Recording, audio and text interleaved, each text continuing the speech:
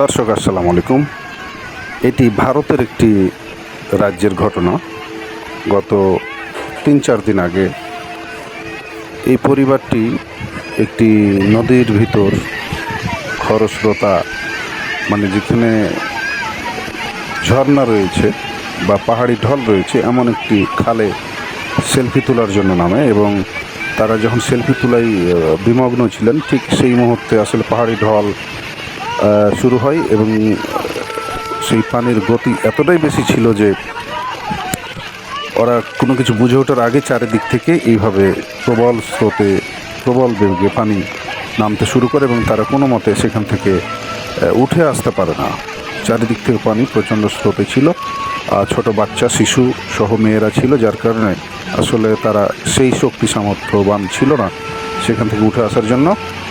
এবং তাদেরকে উপরে যারা ছিল তারা বাঁচানোর চেষ্টা করছিলেন, যে গাছের লতা পাতা ছিঁড়ে বাঁচানোর চেষ্টা করছিলেন, তবে তার আগেই তারা ছিটকে চলে যায়, প্রবল স্রোতে ছিটকে চলে যায় এবং পুরো ফ্যামিলি পুরো ফ্যামিলি তাদের পায়ের নিচের মাটি সরে যায় এবং তারা স্রোতে তলিয়ে যায়। এবং শেষ খবর পাওয়া পর্যন্ত সম্ভবত 3 জন ওখানে মৃত্যুবরণ করে, লাশ উদ্ধার করে সেখানের উদ্ধারকারীরা, এবং বাকিদেরই খুঁজে পাওয়া যাচ্ছিল না এমন সংবাদ ছিল।